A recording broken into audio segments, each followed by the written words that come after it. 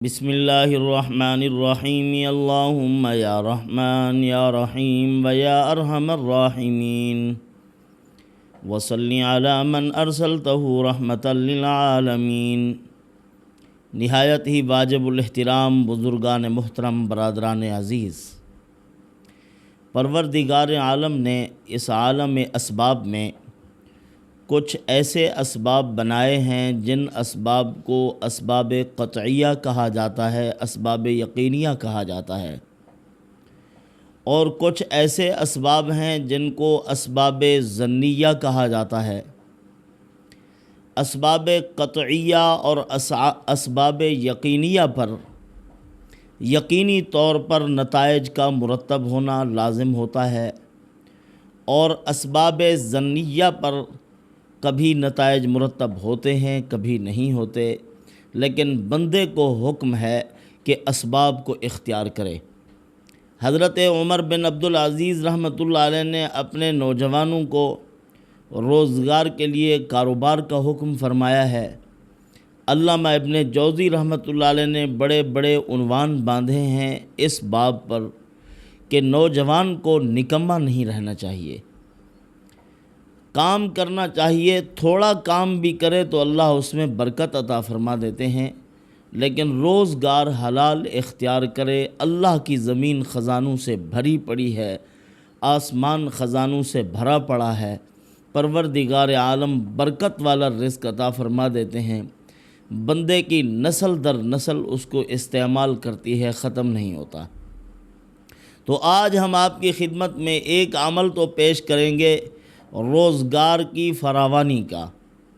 ایک آدمی کے پاس ملازمت نہیں ہے، جاب نہیں ہے، وہ بھی عمل کرے تو اللہ پاک 40 دن کے اندر اس کے لیے کچھ ایسا سبب بنا دیں گے، اس کو اچھی جاب عطا فرما دیں گے، اگر آزمائش کی گھڑی نہیں ہے تو اسی طرح اگر کوئی آدمی اپنے روزگار کی ترقی کے لیے، رزق کی فراوانی کے لیے کرنا چاہتا ہے تو اللہ پاک اس کے رزق کے لیے بہتر اسباب پیدا کر دیں گے، رزق کے معاملے میں اس کو پریشانی نہ ہو۔ اللہ عز و جل کی ذات مسبب الاسباب ہے، اسباب پروردگار عالم نے پیدا فرمائے ہیں۔ اسی دنیا میں رہ کر انسان کو حکم فرمایا اپنی دنیا بھی کماؤ، اپنی آخرت بھی کماؤ، دونوں طرح کے اسباب موجود ہیں۔ آخرت کے لیے بھی میں نے اسباب رکھے ہیں، اعمال حسنہ ہیں، قرآن مقدس عطا کیا ہے، اپنے محبوب صلی اللہ علیہ وسلم کی زندگی کو تمہارے لیے نمونہ بنا کر بھیجا ہے۔ ان اسباب کو اسباب قطعیہ کہا جاتا ہے۔ اگر کوئی آدمی حضور کی زندگی کو اختیار کرتا ہے، ہو نہیں سکتا کہ وہ محروم رہے اور جنت میں نہ جائے، ایسا نہیں ہو سکتا۔ اور اسی طرح اگر کوئی آدمی اسباب ظنیہ کو اختیار کرتا ہے، ان پر نتائج کا مرتب ہونا لازمی اور یقینی نہیں ہے۔ مثال کے طور پر کوئی تجارت کرے، ہر حال میں اس کو نفع ہو، ایسا نہیں ہو سکتا۔ زراعت کرے، ہر حال میں اس کو نفع ہو، ایسا نہیں ہو سکتا۔ زراعت برکت والی چیز ہے، آدم علیہ السلام نے زراعت شروع کی تھی، اور پھر مصنوعات، ایجادات، مختلف چیزیں بنانا حضرت ادریس علیہ السلام نے شروع کی تھی، اور حضرت داؤد علیہ السلام کو پروردگار عالم نے کس قدر ایک ہنر عطا فرمایا تھا، لوہے کو نرم کر لیتے تھے، زرہیں تیار کرتے تھے۔ اللہ تعالیٰ نے ان کو ان کے ہاتھ سے کمانے کا حکم فرمایا ہے۔ تو کام کرو، حلال ذرائع ڈھونڈو، زوال نعمت سے بچو، اللہ سے پناہ مانگو کہ اے پروردگار نعمت کے زوال سے محفوظ فرما، نعمتیں زائل نہ ہوں۔ اے اللہ ایسے گناہوں سے بچا جن سے نعمتیں چھن جاتی ہوں۔ اللہ تعالیٰ دنیا ایک ایسا آدمی جو فنگر پرنٹ والا ہے، وہ لکھ نہیں سکتا، اپنے دستخط نہیں کر سکتا، اس کو بھی اللہ پاک کروڑوں پتی بنا دیتے ہیں۔ ایک آدمی بڑا پڑھا لکھا ہوتا ہے، بیچارہ اس جاہل آدمی کا ماتحت اور ملازم ہوتا ہے۔ اس طرح کا اللہ تعالیٰ جس کو چاہیں عطا فرما دیں۔ ایک آدمی تھا برما کا اور عیسائی تھا، بڑا پیسہ تھا اس کے پاس، ساگوان کی لکڑی جنگل سے ہاتھیوں پر رکھ کر وہ لے آتا تھا، بڑا تاجر تھا لکڑی کا۔ اس نے مسلمانوں کے لیے اور ہندوؤں کے لیے اور اپنے عیسائیوں کے لیے، عیسائی اصل میں مومنین کے لیے، مسلمانوں کے لیے بھی نرم گوشہ رکھتے ہیں، اللہ کی مخلوق کے لیے کچھ نہ کچھ مہربان ہیں یہ لوگ، قسیسین رہبانہ۔ تو اس نے مکانات تیار کرائے مسلمانوں کے لیے، پانی کے تالاب، مکان، اور ان کے لیے سہولیات پیدا کرتا تھا۔ اگر کوئی آدمی جاتا اس کے پاس کہ میں نے مسجد تیار کرنی ہے، اس پر 10,000 لگتا ہے، تو 5,000 وہ اپنی جیب سے دیا کرتا تھا، جاؤ مسجد بناؤ۔ حضرت مولانا غلام مرتضیٰ صاحب رحمۃ اللہ علیہ ناظم تعلیمات تھے دارالعلوم دیوبند کے۔ ایک مرتبہ وہ تشریف لے گئے تو ان کے دل میں خیال ہوا کہ میں اس سے ملاقات کروں، اس عیسائی کو ملوں۔ آج کل تو ہمارے مسلمان کے پاس بھی اگر ہاتھ میں چند ٹکے آ جائیں اور جیب تھوڑی سی بھاری ہو جائے تو مولوی کو حقارت کی نظر سے دیکھتا ہے۔ ان کے دل میں بھی خیال آیا کہ اتنی بڑا پیسے والا آدمی ہے، پتہ نہیں وہ عزت کرتا ہے، میری احترام کرتا ہے یا نہیں کرتا، لیکن جاتا ہوں، مسلمانوں کا خیر خواہ ہے، اس سے ملاقات کرتا ہوں۔ جب حضرت وہاں پہنچے تو وہ جلدی جلدی اترا، کرسی سے اپنے تخت سے نیچے اتر کر حضرت کا استقبال کیا، پاؤں پہ ہاتھ لگا کے سلام کیا، پھر یعنی جھک گیا، حضرت کو لے گیا، آپ تختے کے اوپر بیٹھا اور حضرت کو کرسی پر بٹھایا، اور جب گفتگو شروع کی تو وہ گفتگو میں کہتا تھا بقا کائن کا، بقا کائن کا، بار بار کہنے لگا حضرت میں تو کسی اعداد و شمار میں نہیں ہوں، یہ بس بقا کائن کا یہ آپ کی دعا ہے۔ بقا کائن کا جیسے ہم بات بھول جاتے ہیں تو کہتے ہیں اچھا ہاں یہ اس طرح کی بات زبان اڑتی رہتی ہے۔ تو حضرت نے اس کو کہا کہ واقعتاً آپ کا اس میں کوئی کمال نہیں ہے، نہ آپ کے پاس تعلیم ہے، نہ بات کرنے کا ڈھنگ، اگر دنیا اچھی چیز ہوتی تو اللہ تعالیٰ آپ کو عطا فرماتے۔ تو اس نے پھر وہی کہا کہ حضرت واقعتاً میں تو کسی کام کا ہی نہیں ہوں۔ عاجزی تھی اس کے اندر، تواضع تھی، اس نے اس بات کو تسلیم کیا کہ واقعتاً حضرت اگر میرے اندر کوئی کمال ہوتا یا دنیا کسی عقل مند کو ملتی تو میں تو محروم رہتا، نہ میرے پاس تعلیم ہے، نہ بات کرنے کا سلیقہ ہے، نہ کوئی ڈھنگ، میں تو ایک بے وقوف سا آدمی ہوں۔ تو دنیا جو اللہ پاک کسی کو عطا فرما دیتے ہیں، یہ نہیں دیکھتے کہ صلاحیت و لیاقت ہے یا نہیں ہے، بس یہ نصیب پر ملتی ہے۔ ان پڑھ اور جہل آدمی کو بھی مل جاتی ہے، بعض اوقات پڑھے لکھے لوگ اس سے محروم رہتے ہیں۔ تو اللہ عز و جل نے انسان کو اسباب ظنیہ اختیار کرنے کا حکم فرمایا کہ حلال روزگار کماؤ۔ پانی کے خزانے اللہ نے زمین کے نیچے رکھے ہیں، حکم فرمایا انسان کو کہ محنت کرو۔ اب انسان نلکا لگائے گا تو زمین کے اندر سے پانی نکلے گا باہر، اگر بالکل سبب ہی اختیار نہ کرے، نلکا ہی نہ لگائے، کہے پانی ایسے ہی اوپر آ جائے میں چلو میں بھر کے پیتا رہوں، اس طرح تو نہیں ہو سکتا۔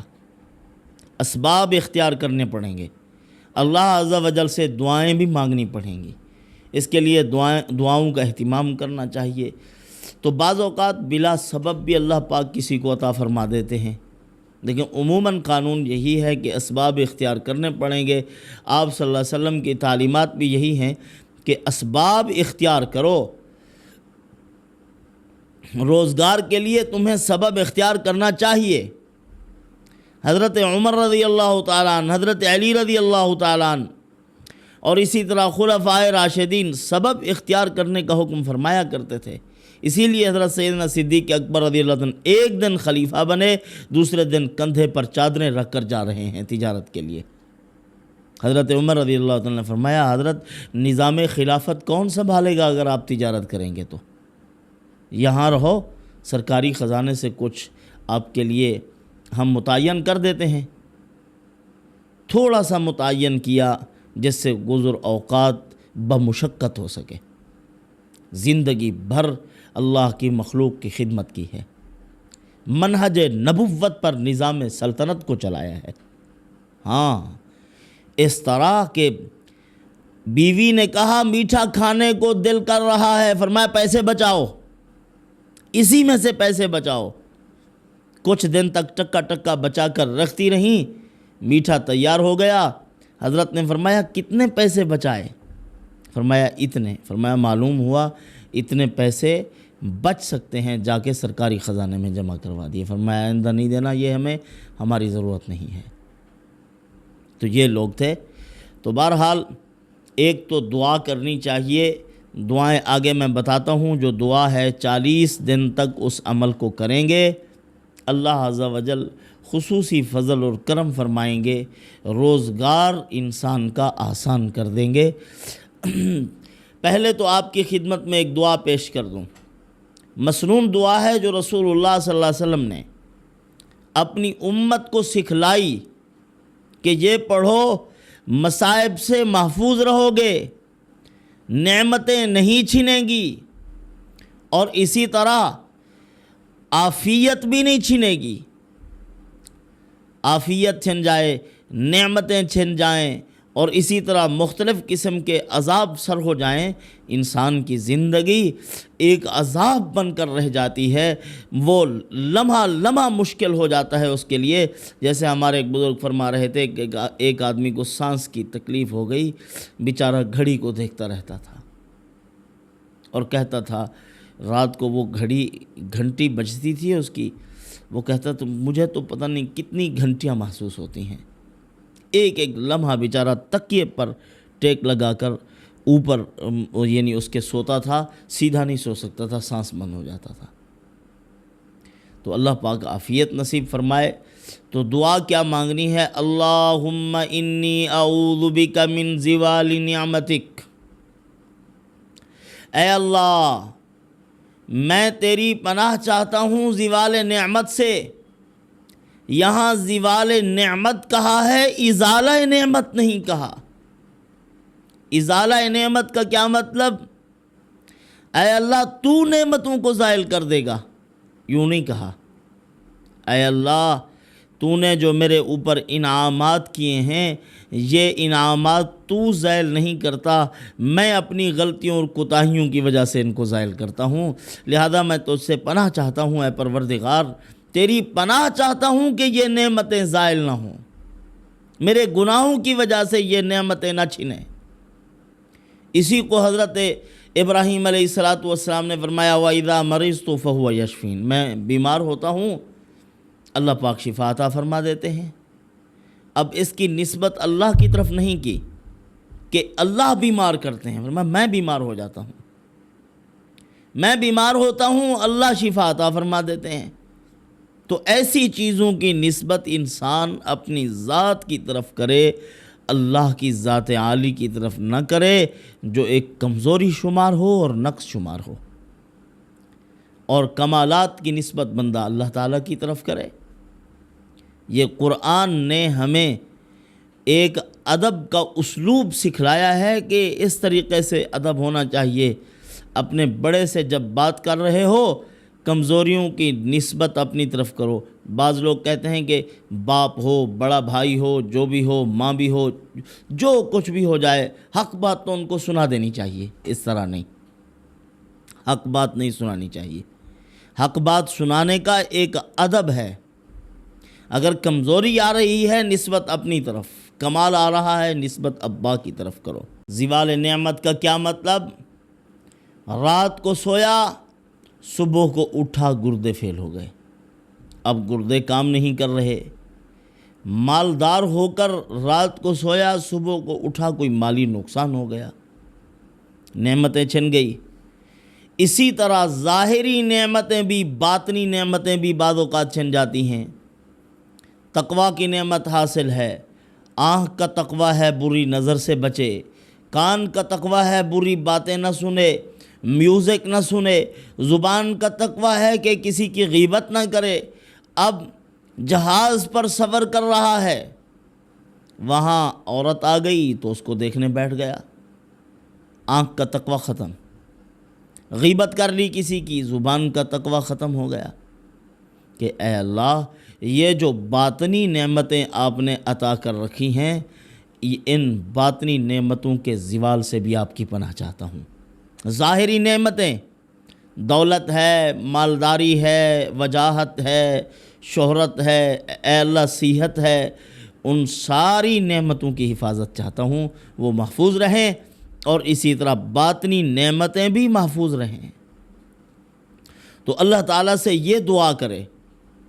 اسی طرح آپ دیکھیں حضرت خضر علیہ السلام جب جا رہے تھے، جب کشتی کو توڑا تو فرمایا فَأَرَدْتُ أَنْ أَعِيبَهَا، میں نے اپنے ارادے سے یہ چاہا کہ میں اس کو کیا کروں، اس کو عیبدار کر دوں۔ آگے ظالم کھڑا ہوا تھا، وہ اچھی اچھی کشتیاں چھین رہا تھا، عیبدار کشتیوں کو واپس کر رہا تھا، تو یہ بیچارے غریب تھے، ان کی کشتی چھن جاتی تو کوئی ذریعہ معاش ہی نہیں تھا، یہ کہاں سے کھاتے؟ تو اسی لیے اپنی طرف نسبت کی، فَأَرَدْتُ أَنْ أَعِيبَهَا۔ اور جب دیوار سیدھی کی، اس کے نیچے خزانہ تھا، وہ معصوم اور یتیم بچوں کا خزانہ تھا۔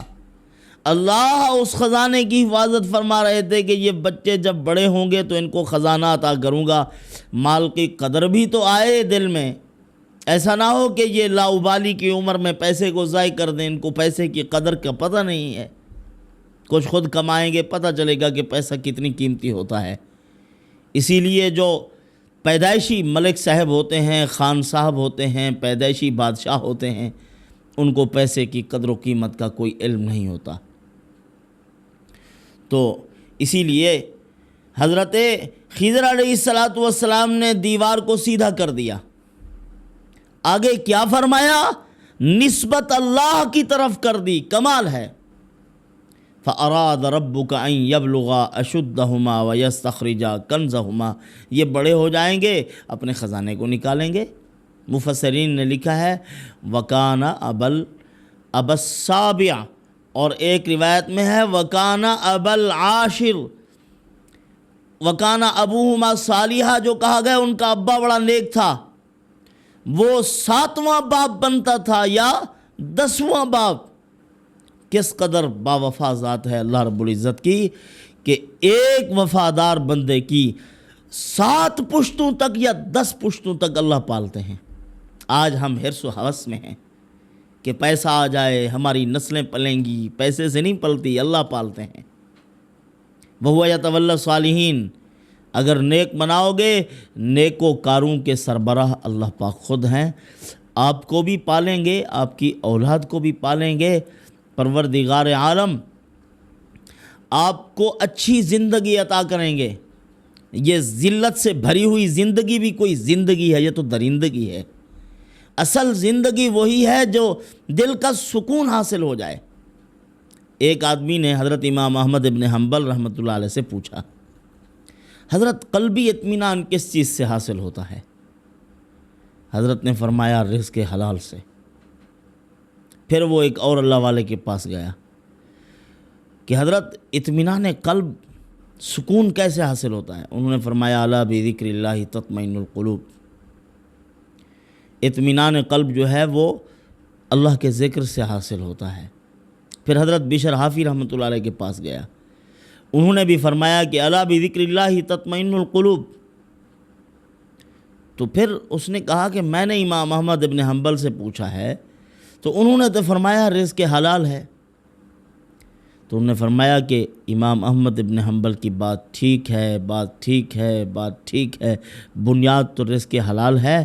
رزق حلال جب پیٹ میں ہوتا ہے، پھر اس کے بعد یہ اعمال، یہ ذکر اذکار، یہ سارے نتیجے بعد میں مرتب ہوتے ہیں۔ پہلے بنیادی چیز رزق حلال، پھر دل کی کیفیات بھی نصیب ہوتی ہیں، تقویٰ بھی نصیب ہوتا ہے۔ جب بنیاد خراب ہو تو پھر سب کچھ خراب ہوتا ہے، پھر کہیں سکون نصیب نہیں ہوتا۔ تو بہرحال آپ کی خدمت میں وہ عمل پیش کرتے ہیں اگر کوئی آدمی اس عمل کو 101 بار بعد مغرب یا بعد نماز عشاء روزانہ پڑھتا ہے، 40 دن تک اس عمل کو کرنا ہے، تو پروردگار عالم اس عمل کی برکت سے ایسے آدمی کو مالدار کر دیں گے، اس کی غربت کو ٹال دیں گے۔ اول آخر 11 مرتبہ درود شریف پڑھنا ہے، اللہ پاک اس کے لیے غیب سے انتظام کریں گے۔ درود شریف پڑھنے کے بعد پھر یہ دعا پڑھے، بسم اللہ الرحمن الرحیم، یا مسبب الاسباب ویا مفتح الابواب، اے مسبب الاسباب، اسباب بنانے والی ذات، اسباب کو بھی مؤثر بنانے والی ذات۔ اصل سبب مؤثر نہیں ہے، مؤثر کون ہے؟ اللہ کی ذات۔ دوائی کھاتے ہو، شفا دوائی میں نہیں ہے، اللہ کے امر میں ہے، اللہ کے حکم میں ہے۔ مؤثر کون ہے؟ اللہ کی ذات۔ اسی لیے اس کو اسباب ظنیہ کہتے ہیں۔